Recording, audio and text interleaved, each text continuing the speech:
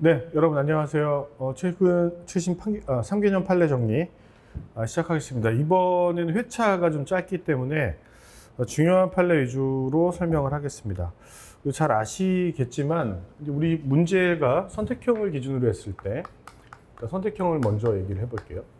선택형을 기준으로 했을 때 당연히 나오는 거는 이제 뭐 조문 나오고, 그리고 이제 판례를 묻는 문제가 나옵니다.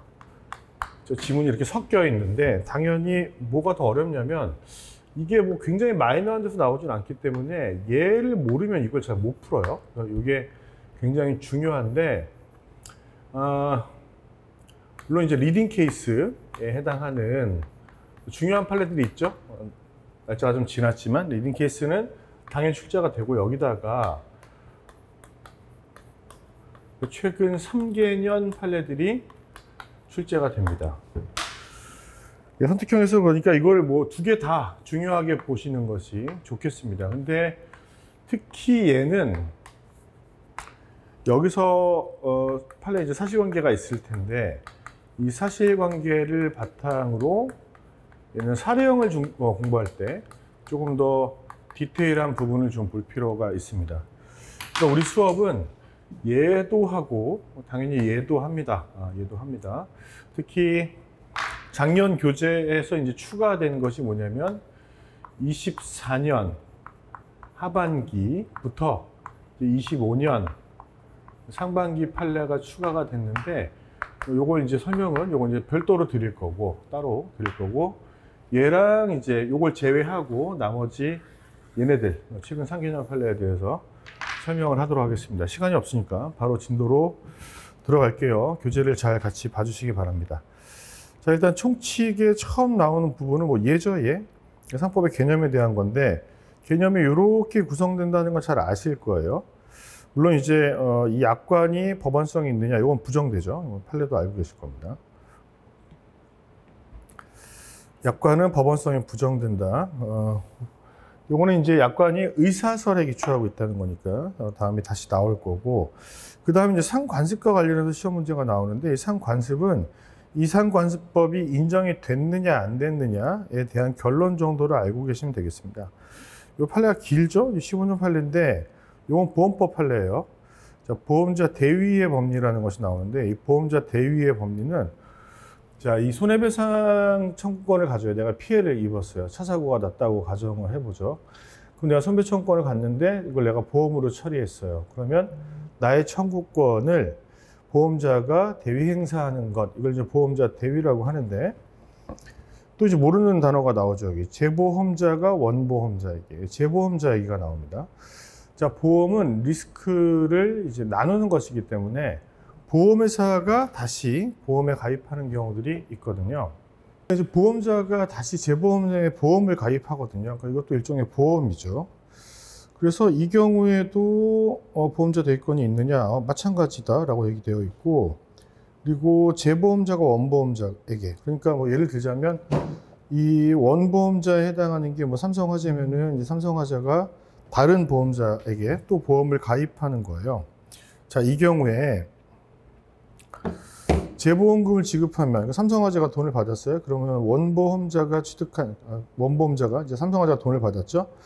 가지고 있는 제3자에 대한 권리, 이게 대위권이란 말이에요. 보험자 대위권. 이 권리는 재보험금을 지급하는 데서 다시 재보험자에게 넘어간다. 요 상관습을 인정했다는 거예요. 뒤에는 그 이유에 대한 얘기니까 이 결론을 알고 계시면 됩니다. 이거는. 요 법리 및 상관습은 재보험 관계에서 마찬가지로 적용된다. 이 정도만 확인을 하시고 넘어가면 되겠습니다. 자, 그 다음에 요것도 좀 오래된 판례지만 요건 좀 중요합니다. 비상인 감사. 자, 감사가 뭔지는 아실 텐데, 얘가 감사로서의 성관주 의무 위반에 따른 책임을 지지 않는다. 이런 주장을 얘가 한 거죠. 관습법상 비상임인 감사는 이 책임을 안 지는 게 맞아. 그런데 법원이 이걸 허용하지 않은 겁니다. 그 내용을 기억해 두시고. 그래서 좀 오래된 판례들도 많은데 여기서 이제 시험 문제가 간혹 나오거든요. 요것도 중요하고, 백지엄에 대해서 상관습을 인정한 판례도 있고, 예금 통장 없이 예금 청구서만으로 예금을 지급하는 상관습은 없다예요. 없다. 이 판례도 자주 나옵니다.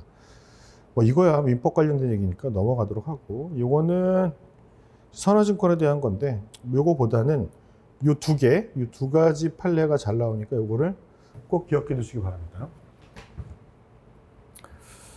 자, 넘어가서 상인 개념에 대한 얘기를 보겠습니다. 요것도 이제 종종 나오는데 전문 직업인의 상인성이에요. 그러니까 뭐 변호사, 뭐 선생님들 같은 분들이 상인성을 갖느냐인데, 요거는 이제 그 자격증의 근거가 되는 법령 있죠? 이 법령 규정의 목적 조항에 따릅니다. 그래서 본질적으로 이 상인과 차이가 있다고 보고 있습니다. 그러니까 뭐 돈을 버시겠지만 상법을 적용하지 않으면 아니 될 특별한 사회경제적 필요 내지 요청이 있다고 볼 수도 없다라고 되어 있기 때문에 이분들은 상인적 방법에 의해 영업을 하는 자라고 볼 수 없다. 요걸 그냥 그대로 물어봅니다. 이분뿐만이 아니라 뭐 세무사나 뭐 법무사나 회계사나 다 동일한 법리가 적용이 되기 때문에 그렇다는 거죠. 상인적 방법에 의해 영업을 하는 자라고 볼 수 없다. 그러니까 뭐 설비상인 당연히 안 됩니다. 그러니까 당연상인이나 의제상인 모두 다 안 된다는 것이고, 세무사는 2022년에 판결이 있었는데 얘도 안 된다고 보고 있는 거죠. 뭐 그 정도만 체크를 하시면 됩니다. 그리고 법무법인 자체가 상인성을 갖느냐, 물론 이제 뭐 법무법인에 관해서 이제 회사법 관련 규정이 준용되거나 뭐 하는 것들은 있지만 이런 얘기가 있긴 있어요. 그러니까 5조 1항이 규정하는 지금 상법 5조 1항이 규정하는 의제상인에 해당하지 아니하며, 뭐 법무법인도 마찬가지다. 법무법인이라고 해서 뭐 달라질 건 아닙니다. 그리고 그렇게 된다면, 이분들의 상인성이 인정이 안 된다면 이제 변호사나 법무법인이 있고, 그 다음에 이제 이게 갑이라고 했을 때 상대방이 있고 얘가 비상인이고 얘도 상인성이 인정이 안 되니까 여기 상법이 적용이 안 되는 거죠. 상사 소멸시효 같은 것들이 적용이 안 됩니다. 이 변호사법에 따라서 설립하는 것으로서 업무를 수행할 수 있다. 그런데 이 법무법인에 대해서 한명회사에 관한 규정을 준용하고 있거든요. 이 준용하고 있다는 걸 가지고 그러니까 이제 회사가 상인성을 가지니까 얘네들 상인성을 갖는 거 아니야? 뭐 이런 의문인데, 의제상인에 해당한 자고 보지 않았습니다. 5조 2항이 민사회사잖아요. 상행위를 하지 않는 법인, 회사에 해당한다면 상인으로 의제하는 규정이 있는데 여기 적용 안 됩니다. 그러니까 회사 변호사가 법무법인에 대해서 갖는 급여채권은 상사채권에 해당한다고 할 수 없다. 요 부분이 중요하겠네요. 요 부분. 생각해보면 그렇죠. 이분도 상인이 아니고 이 법무법인도 비상인이니까 쌍방적으로 상행위가 아닌 거잖아요. 그러니까 상사채권에 해당한다고 볼 수가 없고요. 자, 그 다음에 좀 옛날 판례지만 중요한 판례고 시험에 자주 나오는 겁니다. 얘가 자주 나오거든요. 얘 보시면 대한광업진흥공사입니다. 대한광업진흥공사가 광산업자에게 대출해주고 융자해주고 이자 및 연체해제를 지급받는다. 근데 이 대한광업진흥공사는 이 대한광업진흥공사법이 있거든요. 이 목적 조항에 비추어 봤을 때 어쨌든 이 광산업자들을 지원하기 위해서 하는 사업이니까 대출이긴 하지만 이걸 영리를 목적으로 하는 행위라고 보기는 어렵다는 것입니다. 근데 자, 이걸 생각해 보셔야 돼요. 공사가 있고 광산업자가 있잖아요. 광산업자가 있을 텐데 요 금전 소비대차 계약 관계에 있어서 얘한테 상행위가 안 된다는 거죠. 그렇죠? 공사에게. 근데 이 광산업자는 광물을 채취하는 사업자이고 광물 채취는 여기에 들어갑니다. 그러니까 얘는 당연 상인이 될 여지가 있거든요. 그러면 일방적으로는 여기 상행위가 될 수가 있어요. 그러면 결론적으로 상사채권이 될 수는 있습니다. 근데 여기서 물어보는 질문은 아까 말씀드린 것처럼 이 공사에 상행위가 되느냐를 물어보면 그건 아니라고 말씀을 하셔야 됩니다. 제가 한 얘기가 어디 있냐면 여기 있습니다. 주의할 것은 아니라고 하여도 광산업자에게 상행위가 되는 건 상법을 적용한다는 것이다. 왜냐하면 우리가 알고 있다시피 일방적 상행에도 상법이 적용되니까 이 점은 결론에 있어서는 좀 조심하시라, 이런 얘기입니다. 자, 그 다음 얘도 좀 시험에 꽤 자주 나왔던 애인데 원시 재배업자입니다. 이 원시 재배업은 여기에 해당하지 않기 때문에 사조의 상인이 절대 될 수 없거든요. 이거 보면 이렇게 돼 있죠. 재배한 농산물을 매도하는 거. 바로 이게 원시 재배업이잖아요. 그러면 이거 46조 1호에서 말하는 매도에 해당하지 않거든요. 그러니까 상행한다고 볼 수 있겠느냐. 그렇죠? 이걸 영업으로 한다고 하더라도. 이건 절대 안 되니까 얘가 상인이 될 수 있는 여지는 5조밖에 없어요. 뭐 5조 1항의 설비상인이거나 5조 2항의 민사법인이거나 민사회사이거나 뭐 요거밖에 없는데 여기에 해당하느냐를 본 거죠. 이건 절대 될 수가 없으니까. 얘가 2,000평의 부분에서 사과나무를 수확해서 대도시의 사과 판매상에게 위탁 판매한다는 것. 위탁 판매하시는 분은 유상 취득하고 다시 유상으로 매도하는 것이니까 얘는 상인이 될 것 같아요. 근데 여기서도 질문은 뭐냐면 재배하시는 분 그리고 이제 위탁 매매하시는 분 요 사이에 사과를 매매하는 거래가 있었겠죠. 얘한테는 상해가 될 것 같아요. 근데 얘한테 되느냐를 물어본 것이고, 얘한테 적용되는지 물어보는 것이고, 이건 아니라고 본 것입니다. 이건 아니라고 본 것이에요. 자, 피고는 상인이 아니라고 할 것이고, 이분이 피고예요. 재배업자예요. 얘한테 상해가 아니다. 근데 여기서도 자 보시다시피 일방적으로 상해가 되기 때문에 얘가 갖고 있는 뭐 예를 들면은 목적물에 대한 이제 이행 청구권이나 이런 것들은 상사채권은 되겠죠. 근데 질문이 두 가지예요. 그래서 상사채권이냐라고 물어볼 수도 있고 또는 누구누구에게 상해가 되느냐 이렇게 물어볼 수도 있는데 이 질문은 이렇게 답을 하시면 되고 얘한테는 안 된다. 근데 결론은 일방적으로 상해가 되니까 뭐 얘가 상인이라면 그때 적용되는 것은 상사채권에 관련된 규정이다. 이렇게 답을 하시면 되겠습니다. 자, 이 내용을 좀 읽어보시면 되죠. 5조에 해당하지 않으므로 의제 상인이 될 수 없다고 판단한 것 맞습니다. 4조는 절대 안 되니까요, 여러분. 그렇죠? 그리고 4조와 관련해서 자기 명의의 의미인데 자기 명의로 상행을 하는 자라고 되어 있잖아요. 자, 갑이 을 명의로 사업자 등록이 되어 있는 사업자 등록자가 4조에서 말하는 자기 명의로이냐인 거죠. 그렇지 않다. 이 자기 명의라는 건 상행으로 인해서 발생하는 법률 효과의 실질적 귀속 주체니까 얘가 상인이 얘한테 얘가 이제 자기 명의로 한 거니까 얘가 상인이 되는 거고 얘는 상인이 안 되는 거죠. 그렇죠? 주문한 제품 대부분을 배송받지 못한 사항 명의대여자 책임이 있다. 그러니까 얘가 상인인 것은 아니고 단지 대여자로서 책임이 있는 것입니다. 뭐 잘 아시겠지만 대여자는 상인 여부인지를 불문합니다. 얘가 상인인지 여부는 관계가 없어요. 자, 이 내용을 다시 한번 기억하시면 되겠죠. 자기 명의는 실질적 권리 의무의 귀속 주체를 말하는 것이다. 납세 명의, 행정 명의, 사업자 명의 다 필요 없다는 것. 자, 그 다음, 자, 이거 2012년 판결인데, 이거 매우 중요합니다. 굉장히 중요한 판례. 오래됐지만, 바로 상인 자격의 취득 시기인데, 일단, 이게 어떤 의미인지를 아셔야 돼요.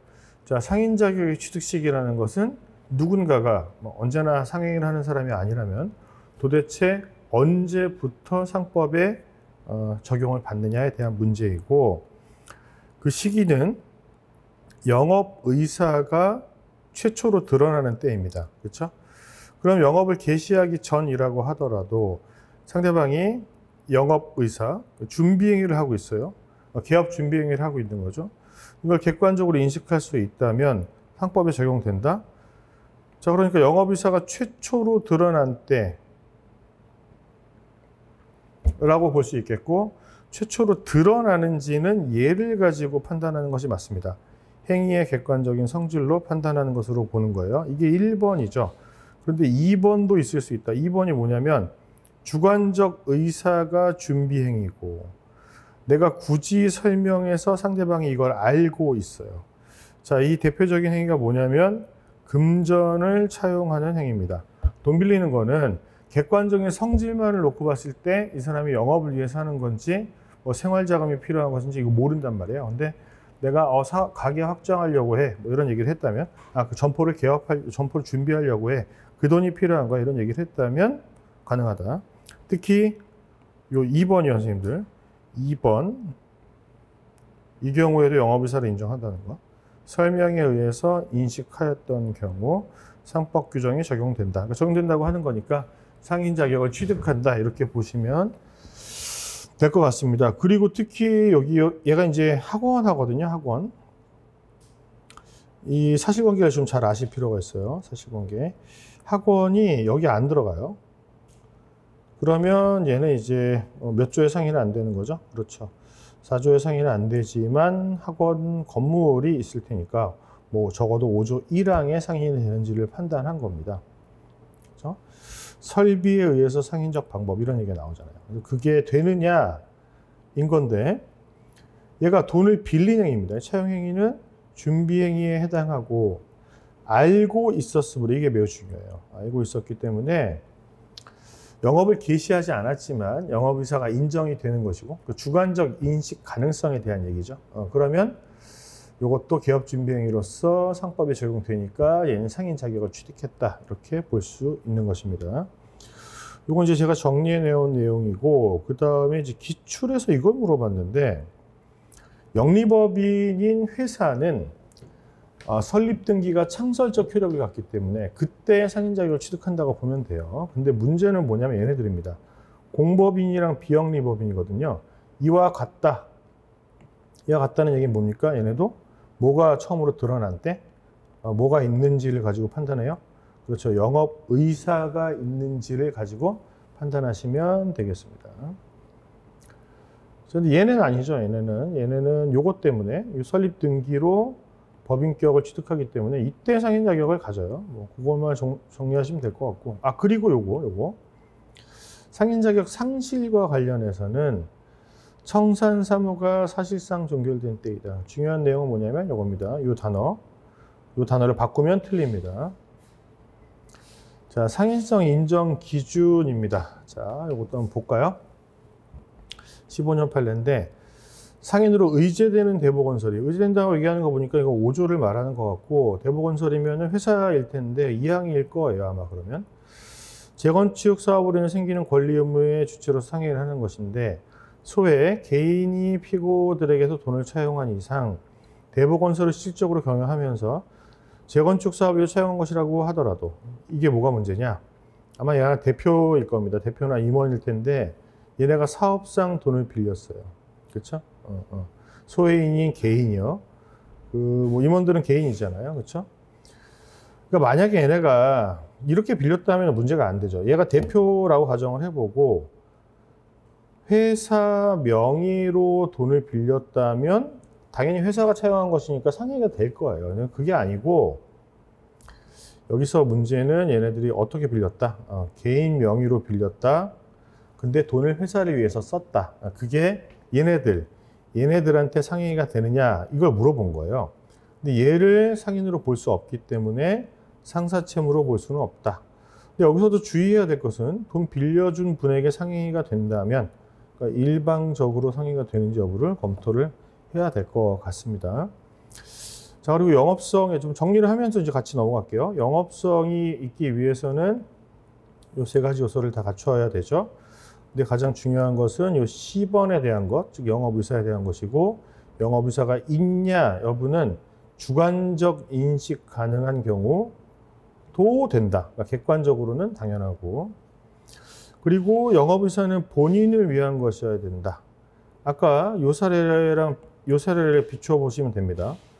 자, 갑회사의 대표이사 A가 돈을 빌려왔어요. 그렇죠? 근데 누구의 영업을 위한 거였죠? 회사 자금으로 썼으니까 갑 주식회사를 위한 것이란 말이에요. 그게 A에게 상해가 되느냐? 그건 아니라고 설명을 하는 겁니다. 그 표현을 이렇게 지문에서 물어보기도 하는 것이니까 이 내용도 꼭 알고 계시기 바랍니다. 자, 그리고 넘어가서 12년 판례도 볼게요. 자, 요것도 이제, 이게 이제 전형적으로 지금 봤던 그 회사의 대표가 개인 명의로 돈 빌렸을 때 그 대표에게 상해가 안 된다고 보는 판례인데 이겁니다, 이거. 시각장애인용 인도블록을 제조하는 공장을 운영하기로 했다. 그러면 이 사업 자체, 이 뭐 법인이라고 한다면 요거는 이제 얘네 명의로 빌렸다면 상해가 되는 것이 맞죠. 근데 얘네 둘이 하는 거잖아요. 갑을 자기 명의로 시각장애인용 인도블록을 사오면 승인이라고 볼 수 없으므로. 그러니까 얘네가 요 공장을 하는 정회사를 만들었단 말이에요. 정회사를 만든 건데, 이 회사에 이제 지분을 가지고 참여하고 있는 사람에게 계약증빙이라고 볼 수 있느냐? 그럴 수는 없다는 겁니다. 다 똑같아요, 구조는.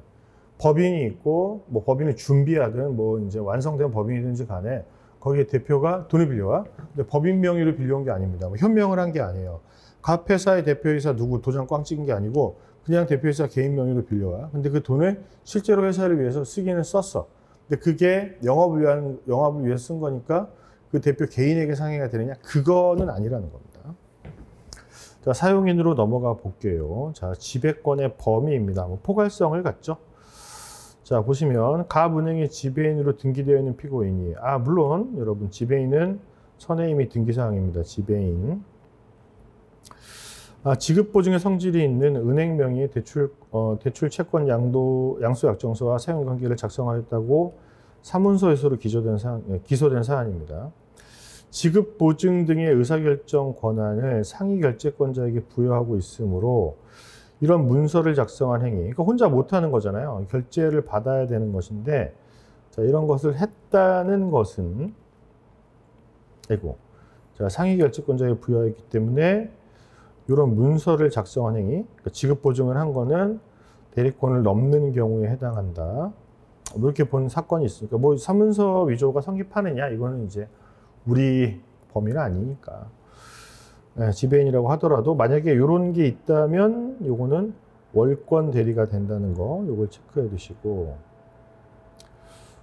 그 다음에 이제 주문 내용도 한번 확인해 보시죠. 지배권 제한은 내부적인 사항, 그러니까 제한이 가능하기는 한 거냐? 가능하죠. 근데 선의, 저희 제한을 모르는 사람에게는 대항하지 못한다. 그러니까 지배권을 넘어간 것이니까 이 지배권을 부여한 그리고 제한한 영업주가 책임을 지지 않겠다. 이런 얘기는 못한다는 거죠. 자, 지배권의 한계입니다. 자, 이것도 중요한 것인데, 수협입니다. 수협. 수산협협동조합은 이런 걸 못하도록 되어 있어요. 법률로.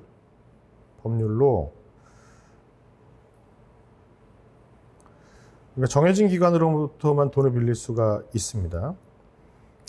제3자 채무에 지급 보증을 하거나 지급 의무를 부담하는 행위.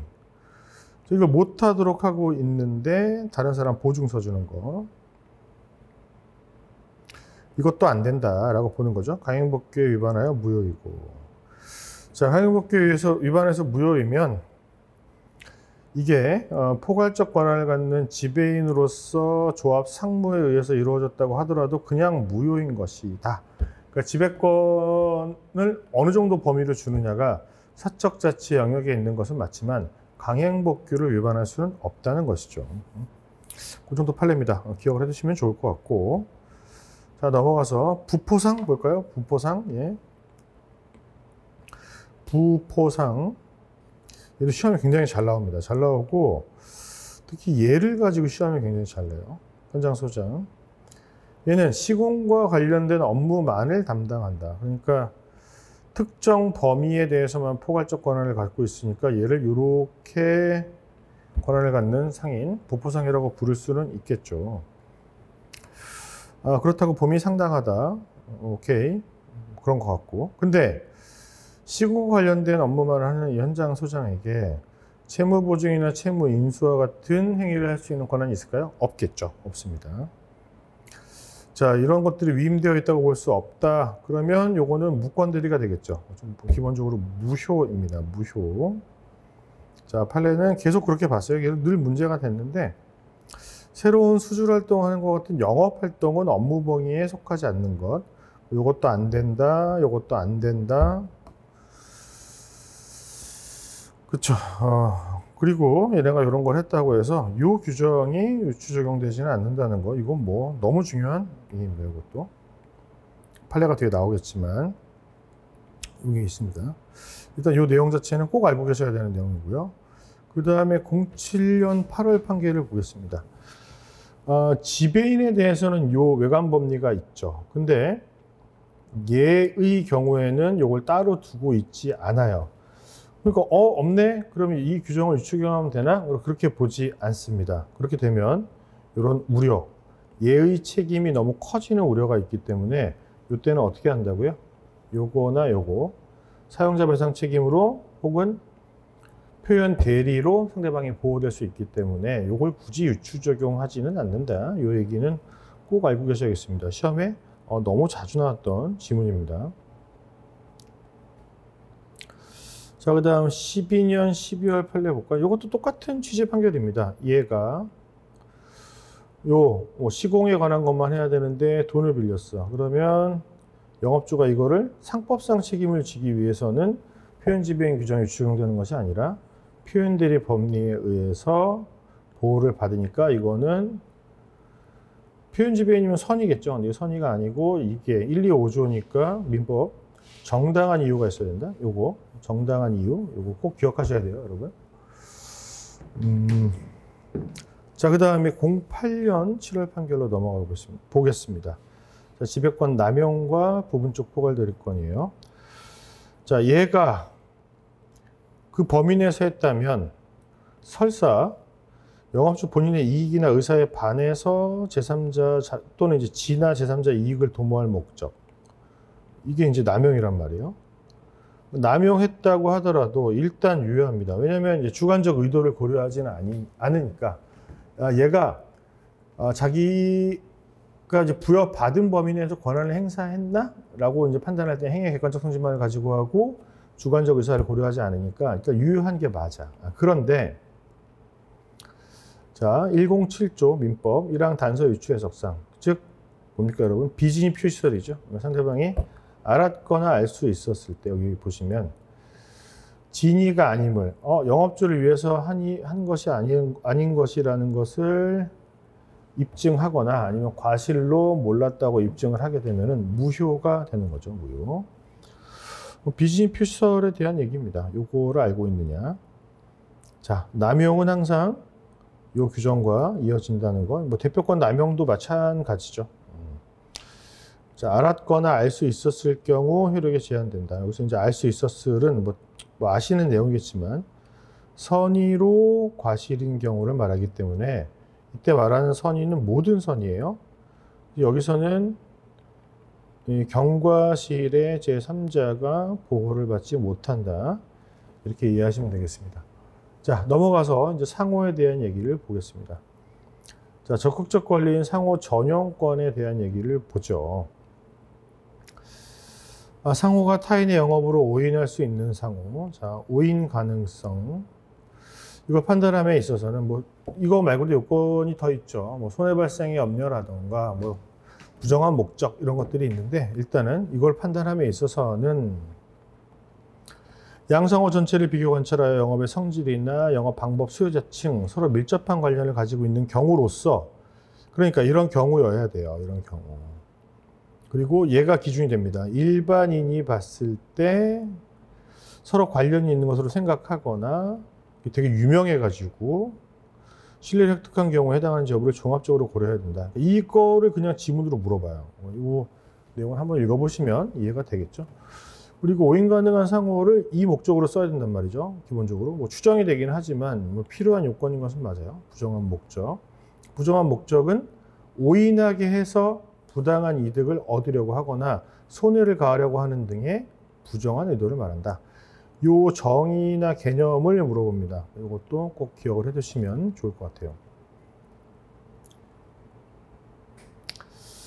요건 이제 사실관계에 대한 건데, 이제 형제들끼리 싸운 겁니다. 대성홀딩스가 있었고, 대성지주라는 단어를 썼단 말이에요. 그러면 얘가 전용권을 행사해서 상호 사용 금지를 구했다. 폐지 청구도 가능하고, 선배 청구도 가능하죠. 그렇죠? 등기 상호인 경우에 마수 청구도 가능합니다. 근데 얘가 오인할 수 있는 거냐? 이건 얘들을 기준으로 봐야 되는 거죠. 자, 알 수 있었음에도 불구하고 이걸 썼다는 것은 부정한 목적으로 인정된다라고 판단한 사건입니다. 그리고 자, 효과와 관련해서 얘도 시험에 되게 잘 나오는데요. 선생님들 체크해 주세요. 사용 폐지 청구권, 손배 청구권 얘네들은 이제 같이 행사할 수 있습니다. 이것도 하고 이것도 하고. 뭐 이거 하면 이건 안 되냐 이런 문제가 나오는데 그거는 틀린 거죠. 그리고 이 폐지 청구에 등기 말소할 수 있는 권리가 포함된다. 이렇게 이해하시면 될 것 같아요. 이것도 똑같은 겁니다. 옛날 판례지만 95년 판례. 부정한 목적의 개념에 대한 것이니까 넘어가겠습니다. 리딩 케이스라고 한다면 사실 요건데 이것도 한번 읽어볼까요? 자, Y가 간판에 신스 1945 하고 신용의 양과 뭐 빵이죠, 빵. 고려당 마산 분점이라고 했다.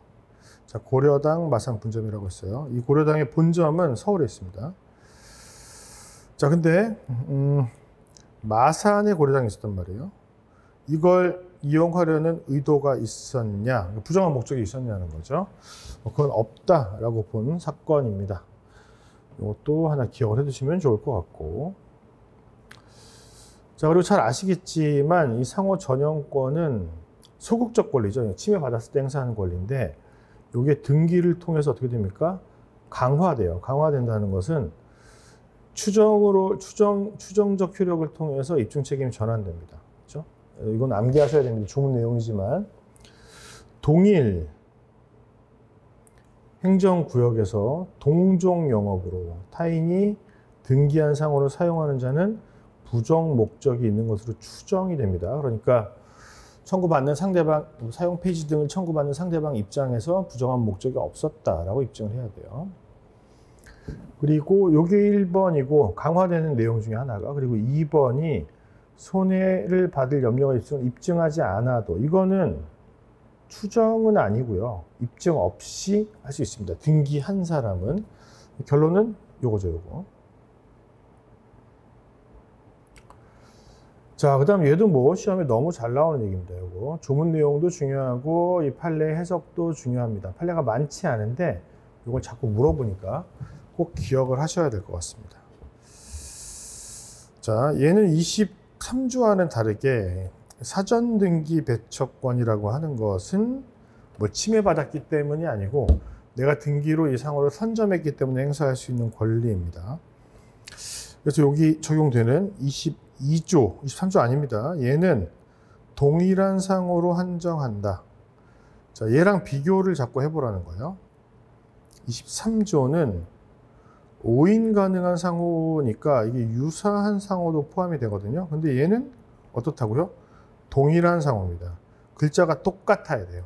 그렇게 제한한다는 거 기억하십시오. 그래서 문제가 된 거는 요겁니다. 동부주택건설 주식회사 그리고 동부건설 주식회사인데 다르잖아, 이 표현이. 그래서 동일한 상호가 아니라면 22조가 적용되는 것이 아니죠. 자, 그리고 요거까지 한번 체크를 해둘까요? 22조에 등기 말소 청구권이 없다고 하였다. 자, 이 표현을 기억해 놓으세요. 22조 조문을 읽어보시면 등기를 말소할 수 있다. 선등기자가 후등기자의 등기를 말소할 수 있다. 이런 얘기는 없어요. 등기 말소 청구까지 포함된다고 보는 것이 해석의 문제입니다. 해석상 그렇다고 보는 거죠. 판례가 그렇게 보고 있어요. 이거 너무 중요하죠. 이거 빈출 지문입니다. 자, 그 다음 12년의 명의대여자 책임 볼까요? 자, 사업자 등록 명의를 대여한 경우 이 대여자가 실질적 귀속주체가 아니고, 그러니까 얘는 자기 명의로 한 거 아니니까 영업을 실제로 한 명의 차용자가 어떻습니까? 상인이 되는 거거든요. 근데 얘도 책임을 지죠. 어떻게 책임을 집니까? 연대하여 변제할 책임이 있다. 그러니까 얘를, 그 명의자를 사업주로 오인한 사람을 보호하기 위해서 둘 다 책임을 지도록 하는 것인데, 상대방은 선이어야 되죠. 그 대여 사실을 알지 못했고 이제 선이어야 되고, 그리고 중대한 과실이 없는 경우에 책임을 지는 법정 책임입니다. 그렇죠? 법정 책임이에요. 자, 그런 것이지 명의 대여자가 거래 상대방에게 채무 부담을 하기로 하는 내용의 법률행위 등 뭐 그렇게 합의했다거나 등 처분행위에 기한 책임은 아니다. 당연히 그렇습니다. 내가 이걸 뭐 선택할 수 있는 게 아니에요. 당연히 책임을 지는 것이고. 자, 그 다음에 연대 책임이기 때문에 나오는 얘기입니다. 대여자가 책임을 부담한다고 하더라도 차용자와 연대하여 책임이 있는 것일 뿐, 사용자가 거래 상대방에 대해서 채무를 면하게 되는 것은 아니다. 연대 책임이라는 거죠. 연대 책임. 좋습니다. 이 정도는 당연히 이해하실 수 있을 것이라고 믿습니다. 13년 판례 아까 봤던 거니까 넘어가고, 그리고 요 판례도 꼭 기억을 해놓으세요. 또 시험에 잘 나옵니다. 대여자가 상인임을 요하지 않고 어떤 지위에 있는 사람이 꼭 상인이어야 되느냐, 이걸 되게 잘 물어보거든요. 그래서 이제 잘 나옵니다, 이거. 그리고 공법인도 책임을 부담할 수 있고 인천 직할시의 책임을 인정한 사례도 있다는 거, 이 케이스도 꼭 기억을 해두시기 바랍니다. 자, 요 판례에서 이렇게 얘기하고 있죠. 상인이 아니거나 차용자의 영업이 상해가 아니라고 하더라도 법률 적용에 아무런 영향이 없다. 중요한 건 이 부분입니다. 이 부분. 요 케이스가 요 사례거든요. 요 사례. 인천시가 명의를 대여해 준 거예요. 병원의 이름을 빌려준 거고, 이 병원이 인천시립병원이라는 명칭을 썼단 말이에요. 그리고 거래 상대방이 있을 거고. 자, 그때 우리가 생각할 때 이 대여자, 차용자 간의 관계에 있어서 적어도 누굽니까? 아, 얘가 상인이 아니니까 얘가 상인으로 인정이 되겠네. 근데 병원이잖아? 그러면 이게 상인이 아닌데? 그럼에도 불구하고 적용이 되느냐? 적용이 되죠. 왜냐하면, 자, 비영리 법인이나 비상인이라고 하더라도 상행위를 하는 범위 내에서는 상법을 적용하는 것이 원칙이니까. 그리고 얘도 시험에 되게 잘 나옵니다. 이거 위법한 명의대여. 이거는 이제 농약 취급 면허를 대여해 준 경우인데, 이게 이제 사법적인 효과는 무효죠. 근데 뭐 농약 거래했거나 이 사람에 대해서 책임을 인정하는 것은 전혀 문제가 없다. 이 무효라고 하더라도 책임을 인정한다는 거, 이것도 꼭 기억을 해두시고.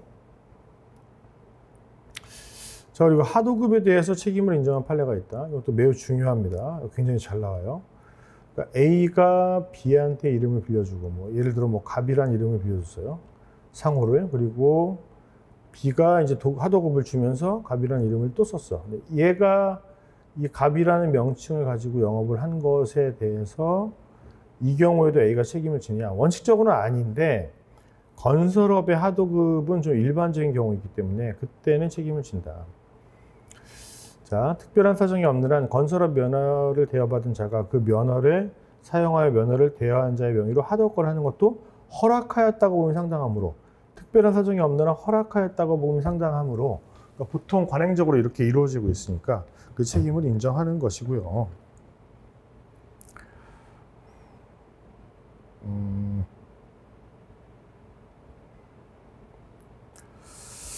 자, 그리고 요 사건도 굉장히 중요한데, 부작위만으로는 묵시적 허락이 될 수 없고, 허락이라고 하는 것은 여기서는 이제 명의 사용 허락이죠. 근데 이걸 묵시적이라는 건 이제 알면서 방치. 자, 근데 이것도 대부분 인정이 됩니다. 우리가 배우는 거의 대부분의 표현 법리에서 적극적으로 사용 허락을 하지 않는다고 하더라도 알고 있으면서 사용을 못하게 하는 조치를 취하지 않는 경우에 책임을 지는 것이 일반적인데, 여기서만 명의 대여자 책임에서만 이게 되려면 부가적 사정이 추가되어야 됩니다. 부가적 사정이 이런 것이라는 거. 사무실 사용 허락, 수입의 일부를 받는 거, 뭐 수입의 공유, 수수료 받는 거, 사무실 공동 사용, 이런 것들이 들어간다는 거 기억해 두시고. 그리고 요 케이스도 시험에 되게 잘 나옵니다. 갑이 을에게 정미소를 임대하는데, 정미소를 임대하면서 상호를 그대로 썼다. 중요한 거는 요거를 썼고 그 정미소 상호를 빌린 거예요. 그러면 이 부분에 대해서만, 그렇죠? 정미소 상호를 쓴 부분, 즉 정미소 영업에 대해서만 책임을 져야 되는데, 이 정미소를 경영하는 동안 갑이 백미를 보관하고 보관전표를 발행한 경우 명의 대여자 책임을 진다고 하였다.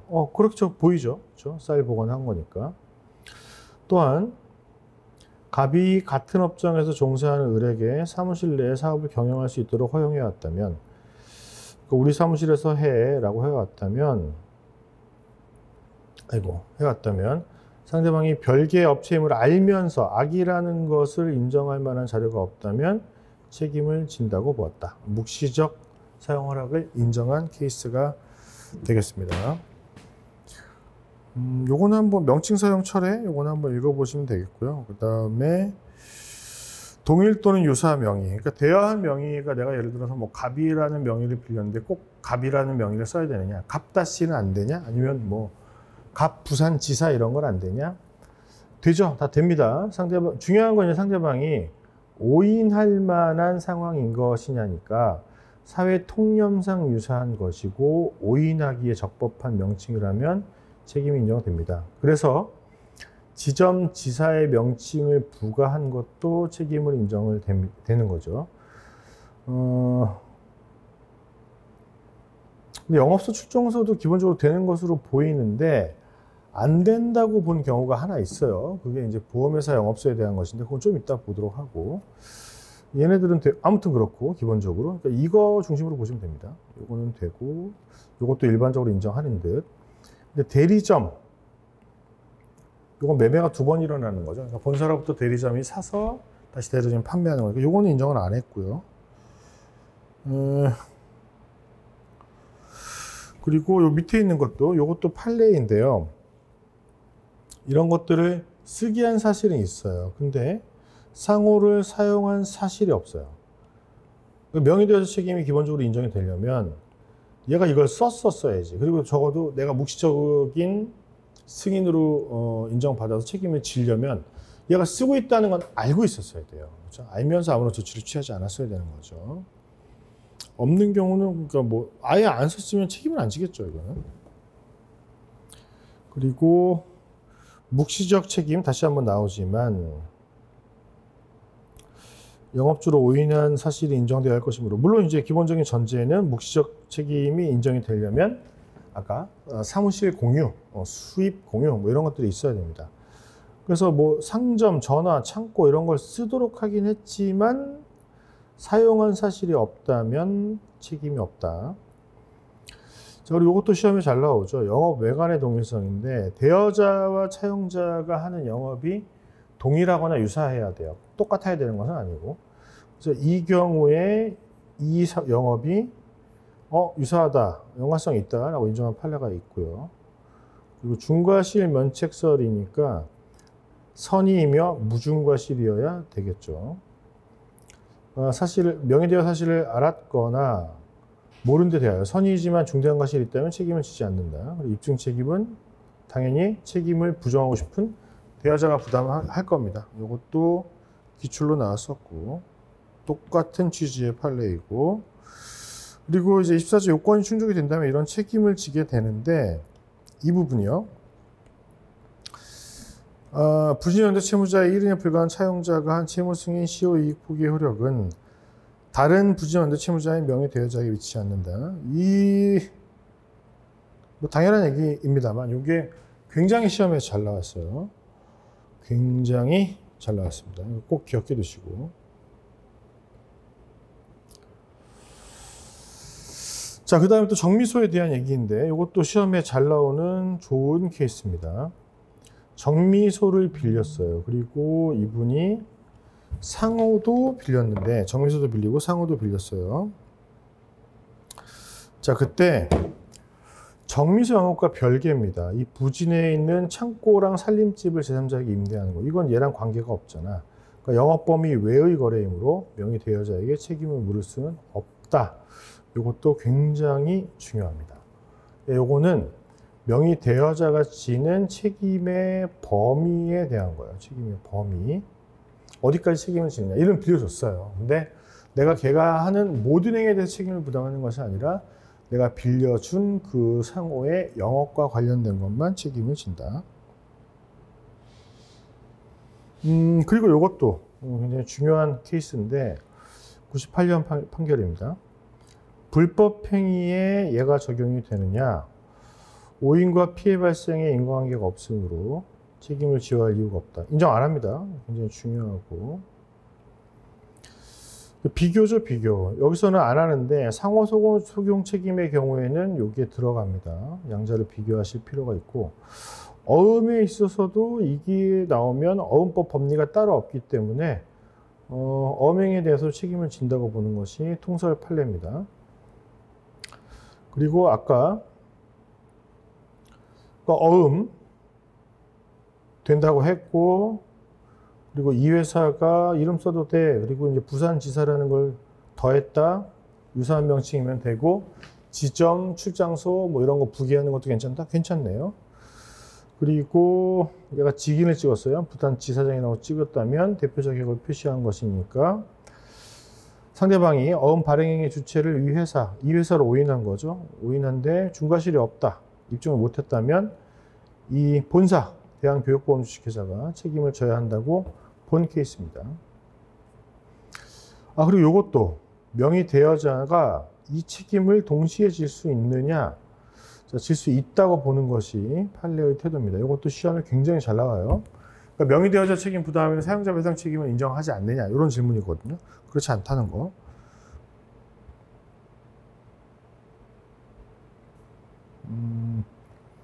그리고 이것도 같이 나왔던 적이 있던 것 같아요. 실질적으로 사용자 관계가 있으면 된다. 실질적으로 있으면 된다. 그리고 그게 법률적으로 유효하거나 존재해야 되는 것도 아니라는 거. 이것도 한번 나왔었고. 우리 5분만 쉬었다가 상호 적용 책임에 대해서 보도록 하겠습니다.